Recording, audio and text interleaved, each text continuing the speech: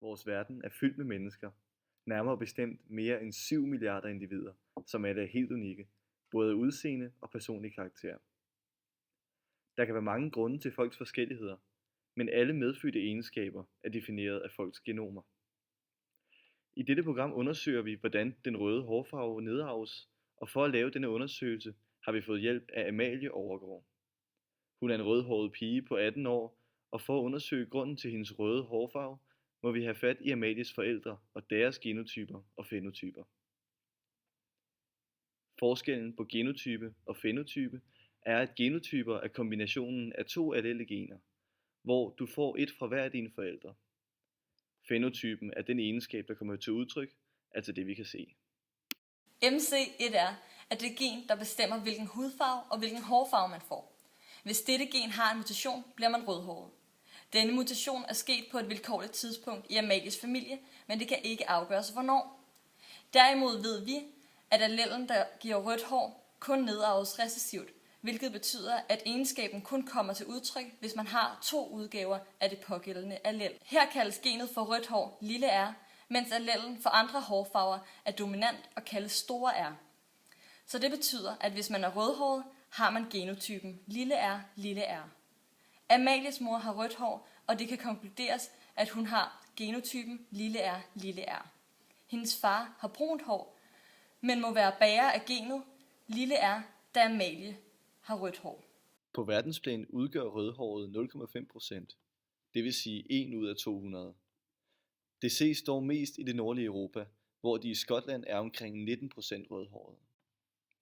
Ved at lave et krydsningsskema kan vi bekræfte, at Amalies genotype er lille r, da rødt hår kun kan forekomme, hvis begge forældre giver et lille r videre hver til deres barn.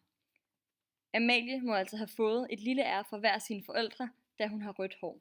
Jeg har altid været meget glad for min hårfarve, men har altid undret mig over, hvordan den er blevet arvet videre i min familie.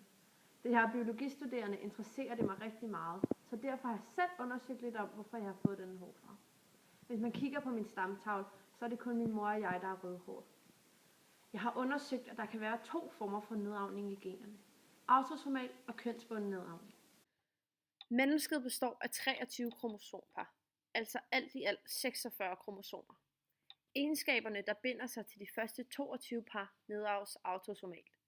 Det vil sige, at begge køn kan få den egenskab. Mens dem, der binder sig til de sidste par, nedarves kønsbundne. For eksempel farveblindhed, som kun mænd kan nedarve. Da ingen af Amalies familiemedlemmer er rødhåret, ud over hendes mor, kan vi bevise, at det røde hår nedarves autosomalt og ikke kønsbundet. Hvis vi antog, at rødt hår var kønsbundet, ville et krydsningsskema se sådan her ud. Egenskaben vil være bundet til X-kromosomet, som på krydsningsskemaet er markeret med et mærke, og derfor vil begge forældre være nødt til at være rødhårede. Da Amalies far ikke har rødt hår, kan vi konkludere, at rødt hår nedarves autosomalt. Hvis man kigger på min stamtavle, kan man se, at vi kun er 2 i min familie, som er rødhårede. Min mor og jeg. Hvis min mor har fået rødt hår, fordi genet har været recessivt nedarvet, så har mine bedsteforældre begge haft koden store R, lille r, fordi de begge har været bærere af genet, men ikke har haft rødt hår. De har så kun givet det videre til min mor, da hun er den eneste af hendes søskende, der er rødhåret. Eftersom jeg har fået rødt hår, skal min far være bærer af genet, altså er hans kode store R, lille r. Og med kombinationen fra min mor lille r, har jeg fået begge allellerne fra mine forældre. Fra min fars side af skulle en af hans forældre være bærer af genet, for at kunne give det videre til ham. Men da ingen af dem er rødhåret, kan man ikke sige, hvilken en, der har givet genet videre. Egenskaben for fregner ligger faktisk på det samme gen som egenskaben for rødt hår. Det er muligt at have fregner uden at have rødt hår, men det er umuligt at have rødt hår uden at have fregner. Opståelsen af en fregne skyldes en forøgelse af mængden af et pigment kaldet melanin. Amalies røde hår er blot et eksempel på, hvordan gener har afgørende betydning for et menneskes egenskaber. Men husk nu, hvis du er en af de 0,5% rødhårede i verden, pas godt på med solen mellem 10 og 16.